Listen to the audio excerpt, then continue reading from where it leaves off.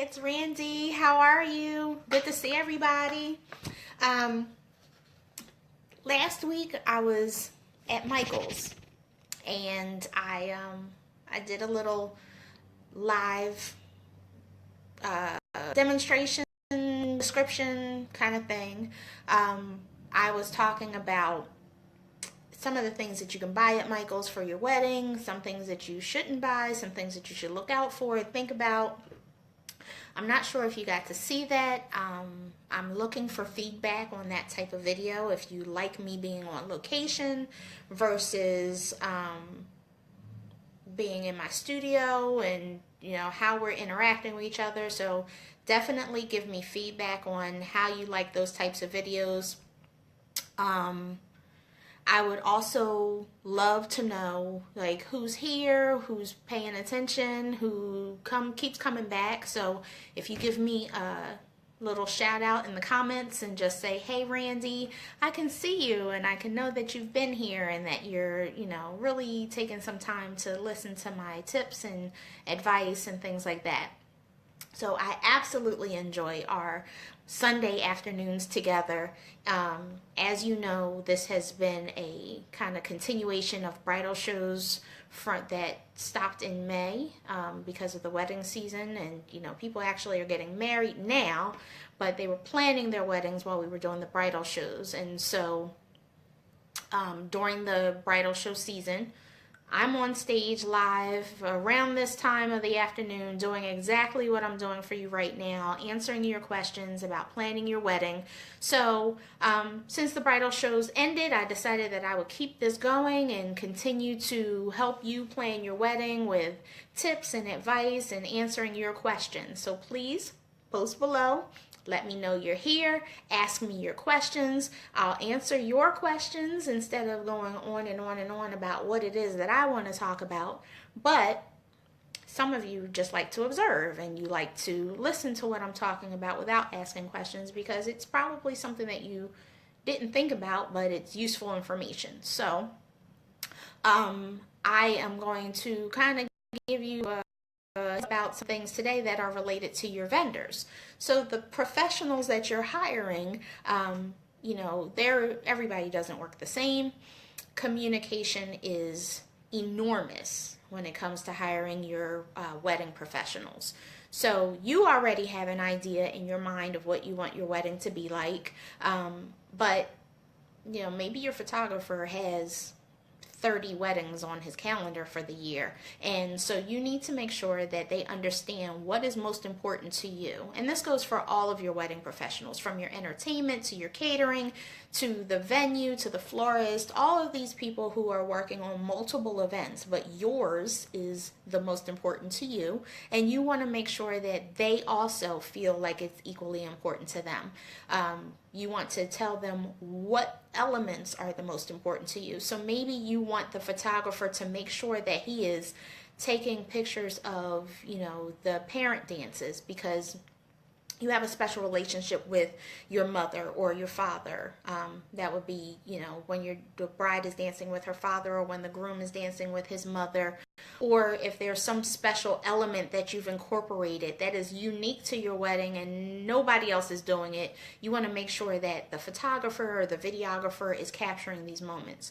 You have to communicate these things to them because they don't know. Even if you write it down or if you told them once and they made a note of it, make sure that you express the importance of these moments so that they are capturing them. Or if there's a certain flower that you're using in your bouquet or in your centerpieces that has some special meaning. Maybe it's the type of flower that your grandmother had in her garden, and that's why you want to incorporate it into your wedding flowers. Make sure that your florist knows this so that they can be a little bit more cautious about the abundance of this particular flower that they're using. The music, you want to make sure that the music represents you as a couple, but if there's something that has special meaning, communicate that to your DJ or to your band, whoever is going to be performing the music. So there's a lot of things that I am finding that is being lost because of the lack of communication. So, your wedding professionals want to know your story. They want to know what makes your wedding special, what makes yours different than the others that they have on their calendar, so that they are paying special attention to these things. So don't be afraid to communicate to them. There is more to hiring professionals than just signing a contract and paying them money. So make sure that you're meeting with them, you're having these conversations with them. There's something that's clicking between you and the people that you're hiring, so that they get you, they understand you, and they get it. So you want them to go to your wedding and blow it out of the water because they have that connection with you and they get it. It's going to make it more special for you. It's going to make it better for them because they know what you want, and everybody is going to be happy at the end of the night. That is my main tip for today. Again, please feel free to post questions below if you want to, have me answer your specific questions. Go ahead, post them. I'm waiting for them. I want to talk to you about everything that you have on your mind where it comes to your wedding. I'm going to skip to another slightly different topic for a moment. Yesterday, I had the opportunity to attend a wedding, not as a guest and not as the planner. I was actually invited by one of the wedding professionals to come and check out this venue that I had not seen before, but also to kind of assist with, their part of the wedding. So I went to this place. It is at the very top of a windy hill, and there's a church there, a small church, and then there's a barn where you can have the reception. It's probably a place that I never would have been to before. So I get to the place after things have actually gotten started, because I didn't need to be there from the beginning for a change. So hey, I'm not going to have to show up super early for this wedding, which was actually refreshing for me. But I also wore shoes that I never ever wear to a wedding. I had on heels that were like this high, fabulous shoes. However, the venue coordinator was not happy with my shoes. So it turns out that this particular venue has softwood floors. So you know what a hardwood floor is. They have softwood floors, which means that you have to wear a type of shoe that is going to not leave marks in the floor. Uh-oh. Yeah, I did that. So she saw me when I came in and didn't say anything to me about my shoes. I guess she wasn't really paying attention to them until I got further away from her and she saw them. So she mentioned to me that those types of shoes are a no-no, but that was never communicated to me. So I'm wondering, does this venue have something in their contract that tells their clients or the people who are booking them for weddings that these shoes are not allowed? Like, you can't have women attend a wedding with heels on. Who does that? You have to make sure that that's something that, is communicated from the venue to the client, and from the client to the people that they're inviting, because women wear high heels to weddings. Hello. So, I'm just really curious about that. I did not engage her in the conversation at that moment to ask her if that is something that, somebody should have told me before I showed up in these shoes. But, I was baffled, I was like, okay. So I did apologize for, apparently offending her by my shoes. They were cute. But I was offending her by wearing these shoes on their property that does not allow these types of things inside. She went on to explain to me that this is the reason why they have a special dance floor and yada, yada, yada. All I could do was say, I'm sorry. I'm really sorry. I did not know. I'll have a seat so that my shoes are not, on the floor actually, and my weight is on the chair, my butt, as opposed to being on my feet, and therefore not damaging the floor. But that was like crazy to me. I had no clue. So that's another thing of, the communication that I was talking about. The venue has to communicate these nuances to the client so that the client can then communicate that to people who are going to be attending. So you have to tell your vendors about the shoes. You have to tell your guests about the shoes. Like, you know, I'm not going to go on and on, but you get it, right? Okay, so other things that, you know, you need to be sure that you're communicating. With your wedding party, you want to make sure that you're communicating with them your expectations. So yes, you invited them to be in your wedding because they're special to you. They are your close friend, or they're your sister or your brother. You know, there's a reason why you invited them. However, you have to communicate to them that being in your wedding is expensive. There are expenses that come along with being in your wedding. They can't just show up on your wedding day.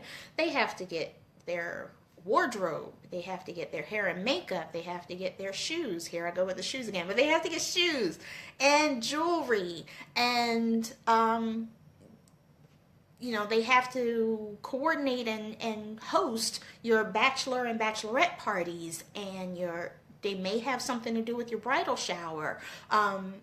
So there are things that go along with being in your wedding that's going to be expensive. If they don't live in the city where you're getting married, they have to pay for their own transportation and their own accommodations for them to be at your wedding. Again, it's an expensive commitment, and it is a commitment. They also have to be there to help you with things that are related to your wedding. There's no reason, absolutely no reason for any of you to become a bridezilla or a groomzilla because you are not getting the amount of help and support that you need. Be sure that you communicate to your wedding party that you expect them to help you plan your wedding, or go dress shopping, or go to cake tastings, or to the florist, or, you know, to meet with some of your wedding professionals, or even attend bridal shows. Like, come with me. Don't make me go by myself. So please, please, please communicate to your wedding party at the time that you're asking them to be in your wedding all of the expectations that you have for them, so that they can say, yes, I do commit to taking on this responsibility, or no, I honestly can't do that. You know, I can't afford to be in your wedding, or I can't find somebody who will keep my child while I'm out of town attending your wedding as your bridesmaid, or something like that. So definitely make sure that you are clear, and don't be offended if somebody has to tell you no. If they have to decline your invitation, it's not because they don't love you. It's probably because they can't afford it. Okay. So I talked about communicating with their wedding professionals. I talked about communicating with your wedding party. I talked about communicating with the venue. Let's talk about communicating with your parents. Okay, so I have a daughter who is now at the age where she may start thinking about getting married. So she's 21, but she and her boyfriend have been dating since 11th grade. I don't want her to get married this young. However, she might be thinking about it at some point, and I have to be okay with that. And when she starts to plan her wedding, I hope she doesn't get married before she's 30, but when she starts to plan her wedding, I have to accept, as her mother, but also as a wedding planner, I have to accept that she's going to have her own preferences for her wedding, just like you do. But in my mind, I have visualized what my daughter's wedding is going to look like for many years. Like, since she was a little girl, I have visualized what her wedding would look like. So as a mom, I have to release some of that control and let her tell me what she wants for her wedding. I'm telling you this because your mother has probably been thinking about your wedding long before you did, and long before you even met the person that you're going to be marrying. So please have a sit-down conversation with her. Take her out for lunch or something and just talk about what you want your wedding to be like. And you can ask her what she envisioned your wedding to be like. If she is contributing financially to your wedding, let her have some of the things that she thought that she would like to see at your wedding. It does not have to change your total style of your wedding. It doesn't have to change the people that you have in your wedding or where your wedding is. But you want some pieces to represent your mother's ideal of what she wanted your wedding to be like, just because this has been something she's been thinking about long before you have. So compromise is what I'm talking about. Communicate and compromise. You don't have to, absolutely don't have to change your wedding to be what your mother wants it to be. Because obviously, and I've said this many times, the wedding is about you as a couple. It is about you. It's not about anybody else. So you want your wedding to represent you. I'm just saying that, you know, if there is some financial contribution being made by your mother, and she has been thinking about your wedding for a long time, you give her a little bit, you know, give her a little bit of what she wants. So maybe it's in the flowers, maybe it's in the invitation design. You know, it doesn't have to be a big thing. It can be a small thing, but it will mean so much to her. Take it from a mom. I'm telling you, it's going to mean so much to her. All right, so communicate with your parents about the style of your wedding. Also, communicate with your parents about the songs that you're going to dance with them to. So, this is something that a lot of people wait until the last minute for. And I don't know why, but, you know, sometimes parent dances are not the priority. I think my video might be glitching a little bit, so I apologize for that. I'm just noticing that there's some little glitches while I'm talking and moving my head and stuff. But definitely post your questions below so that I can see them come up as they're coming up. It is getting a little bit later in my video, so I want to make sure that I'm addressing your questions. But okay, let's get back to what I was saying about communicating about music. So the songs that you're going to be dancing with your parents to should have some special meaning to you and that parent. It should not be a random song that you feel awkward dancing to. You should also feel comfortable dancing together. People are going to be watching. Everybody that's there at your wedding is watching your parent dances just like they watched your first dance. So pick a song that has some meaning.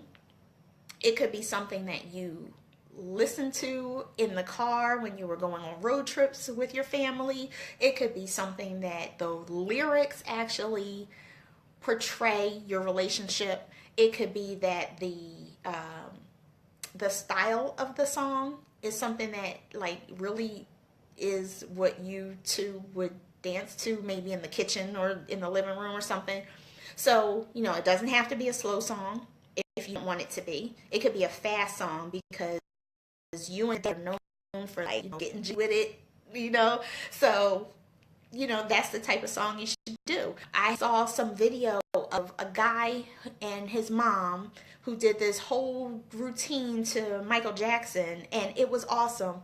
But you could tell that they practiced it together. You could tell that they were having a great time together performing this mother-son dance that was not your traditional slow song, you know, very emotional kind of thing. It was fun, it was upbeat, it was entertaining, and you could tell that they were having a great time together. That's what I want you to do. I want you to do something that people are going to look at you and say, you love each other, and you're showing everybody with this dance that you're doing together. Okay, so, you know, if there is something that you have coordinated that's special like that, make sure that your DJ or band knows that this is what you're doing. So, you know, there's been this trend for a long time with the slow dance. So, you know, you have your slow dance and then you switch it and it turns into a fast song, right? So once upon a time, I was helping a friend at her wedding. I wasn't actually hired, but, you know, I can't go to somebody's wedding and see it not go well. So I knew that she needed some help and I was helping her out. She did not tell the DJ, nor did she tell me, that they had coordinated this dance together. For their first dance, they had coordinated a slow song, then flip it into a fast song. So she told me to tell the DJ to play this song for a certain number of minutes and then switch it to this other song. So I told him exactly what she told me. I didn't know that she didn't already communicate with the DJ about what she was doing. So I told him, and he played the slow song, and then when he switched it to the fast song, he invited everybody onto the dance floor. She was not very happy about that because they didn't get to do their coordinated thing, you know, the thing that they had planned and had practiced. So again, communication is key. Everything that you have up here needs to come out. It needs to be told to somebody else. It needs to be told to everybody who matters in that particular thing. My connection is weak. I just got a little thing at the top of my screen that says your connection is weak, so I apologize if everything is not being communicated clearly. I'll check out the video recording later to just see what's actually happening. But in the meantime, I'm going to keep talking because I don't know what you're getting and what you're not getting. But again, everything that you have up here needs to come out. On your wedding day, there should not be anything that only you know. Somebody else needs to know this so that you can relax and enjoy your wedding day and they can execute your plan for you. Now, the key to that is that that person who you have communicated everything to can't be standing next to you, because they also are doing all the things you're doing. They're going off and taking pictures while something else is happening at another location. They are bustling your dress. They are holding your flowers. They are doing all these things with you, so they can't be in another place. So, of course, I think that everybody should hire a wedding planner, day of coordinator, somebody who can take on that role, troubleshoot the issues, know the plan, execute the plan the way that you want it to be executed. They are there for you. They're hired by you. They are looking out for your best interest. That's what I suggest, number one.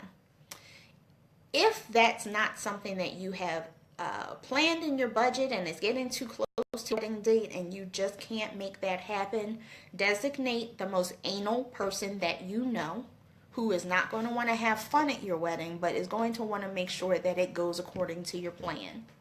So with that being said, you are all invited at any time, always, to come and meet with me. You do have to schedule an appointment because my hours are by appointment. But if you go to trilogyeventdesign.com, click on schedule a consultation, you'll be able to see my calendar. You can pick the best date that works for you to come into my office in Hatboro, suburban Philadelphia, and sit down and talk to me. My initial meeting is 30 minutes. It is complimentary. There's no obligation, but you can at least get led in the right direction, whether that is to work with me, to do something different. I offer a wide range of services, from wedding coaching, where I help you to plan the wedding yourself, to full service, where I plan everything for you and you show up and be happy. So, but there's stuff in between there. So if you come and meet with me, we can talk about all of the different options that I offer after I talk to you about what it is that you want. I'm not going to try to sell you on anything. I am going to make recommendations based on our conversation, and then we can move forward from there. So again, go to trilogyeventdesign.com, click on schedule a consultation, find a time on my calendar that works best for you, and we can sit down, we can have coffee or a cocktail, or we can, kind of hang out on the couch in my office and, just have girl chat or whatever it might be. I really do appreciate your time and coming to see me today on this Sunday afternoon. It is a beautiful day. The weather is great. It's not too hot. It's not too cold. It's not raining. Thank God it's not raining, because this hair right here, this is not rain proof. Okay, so I'm so glad it's not raining today. I thank you all for coming and watching and joining in. Even though I did not get questions, I did see some of your names popping up as watching. So Brittany, Fallon, Nicole, thank you all for watching. If there was anybody else that I didn't mention, come back next Sunday and let me know that you're here so I can give you a shout out. So for now, I'm going to say goodbye. Toodles and smooches.